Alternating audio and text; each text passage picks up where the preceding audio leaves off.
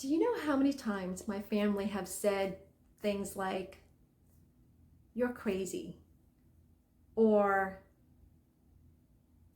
you're a disgrace, or you're so weird? I mean, most times I get it. They say it in a joking, loving manner, but the underlying hints behind all of that still hurts. So, what do you do when your family, you're under this constant family mockery, and sometimes it feels like they're attacking your values? Hi, I'm Jacqueline, and you're here because you believe that your existence is meant for deeper happiness, meaning, and impact. But you're not really sure what that looks like, and if pursuing that would jeopardize what you already have. We at Joyful Living Mindset believe that your path of purpose will lead you to living your highest vision, and we're here to help you map out that life and live your truth. So today, let's talk about how to handle family mockery for how you live your life. Family gatherings can be challenging when your values and your family seemingly are so different that when they witness and see how you lived your life or do certain things, they can't help themselves but make some kind of snide comments or give an opinion about what you're doing or not doing, and all that sort.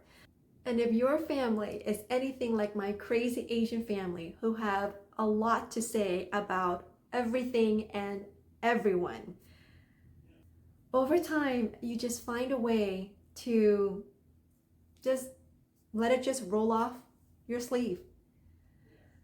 I'll give you an example. So in the last episode, I shared with you that I was dating outside my culture, and subsequently we ended up getting married. And so as you can imagine, our entire life together, with every family gathering, it seems that my husband and I are the subject of their mockery. It's from everything from, let's say for instance, in our culture, in our Asian culture, they believe that the men do not touch anything in the kitchen, not the dishes, not getting food ready or helping on the kitchen in any way, right? They just sit there, and we ladies are like little magic elves working in the kitchen, bringing the food to the men, and then afterwards we clean up everything in the kitchen. Well, when every time my husband and I go to a family gathering, my husband, he helps out. He does it at home, and so it is no different doing it at my parents', right? And also, he and I have a relationship where we believe that we're equals. We are one, we are equal, we share in responsibilities and the joys of our life together. So when I'm cooking, then he often cleans or does the dishes or whatnot. And that's just how the dynamics of a relationship is. So every time that we're over at my parents', when we have big family gatherings, there is a lot to do, preparation work, dirty dishes to clean up afterwards. And so it's just natural that he lends a hand.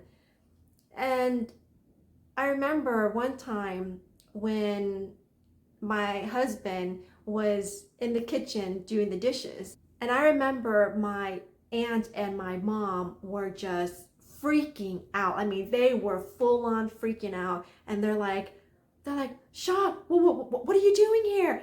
No. You should get out of the kitchen. Go sit at the table and whatnot.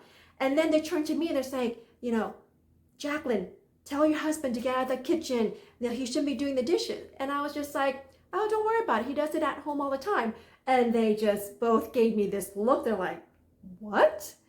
And I'm like, yeah, at home, it's like, there's a lot to do. We're both working. And so it's natural for us both to kind of lend a hand in everything that we do, right? And then I remember my stepmom saying to me, he was like, man, I don't know what your husband did in the prior lifetime to meet a wife like you, because that is such, in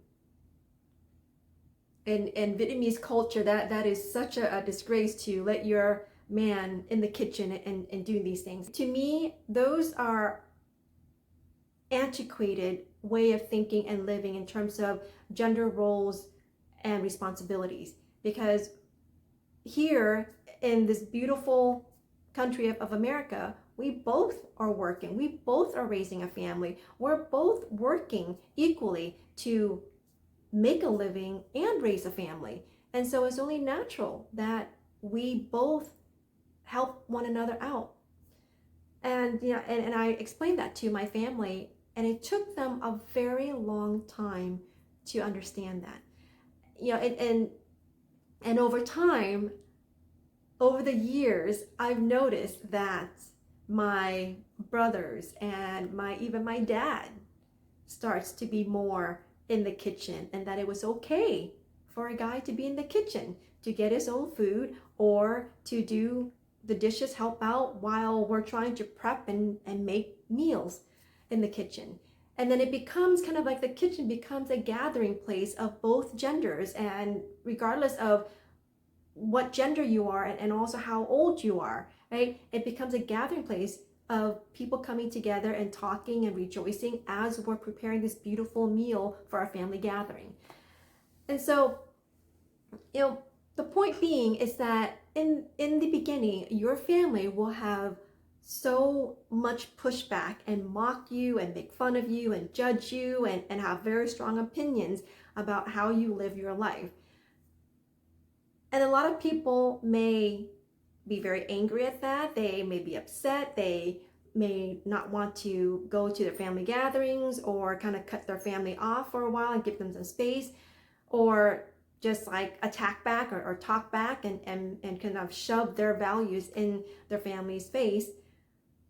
And all that is fine and good, but long-term speaking, it doesn't help either sides to understand one another more and embrace one another more and expand our ways of thinking and doing things and showing up in life. And so for me, it was more of like, my point of view is that you be you, boo. And if someone has a problem with that, let them process that. Let them deal with their resistance to a different and a new way of being and living and showing up in life. Now, you can absolutely help them with that, of course, right? Because all this is happening because, once again, you're introducing some very new and progressive ways of being, doing, thinking, and showing up in life that's challenging their status quo. So of course they're going to be defensive. Of course they're going to be opinionated. Of course they're going to have a lot to say about that. But at the end of the day, it's your ability to understand where they're coming from, and also your ability to be firm in what you believe, what makes you happy, to patiently and with compassion educate your family, help them understand why things are like that, why you do things the way that you do that's very different than how they're doing it or how they've raised you to do. And it's okay. It's not that you're challenging them. It's just that you are just expressing yourself and you are just sharing your thoughts and your thinking and your beliefs and your values in a constructive way to inspire them and encourage them to open up their frame of thinking and belief and the way that they see things. Just like in the case of my family, over the years, slowly and gradually, my dad and my brothers, whether they liked it or not in the beginning, they start to open up their way of thinking about, oh, the kitchen is not just for the females. It's, and the gender roles doesn't have to be so distinct and rigid in terms of men can't do this or women can't do this or can only do this and whatnot.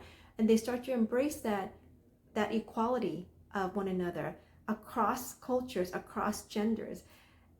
And for me, I believe that kind of grows the family experience, the family gathering experience, and your own life and your own relationships, because you're helping one another grow and you're embracing one another. Till this day, I still embrace a lot of the beautiful things about my Asian culture. And I'm proud to say that I've also introduced my family to a lot of things that they would have never imagined in a million years doing.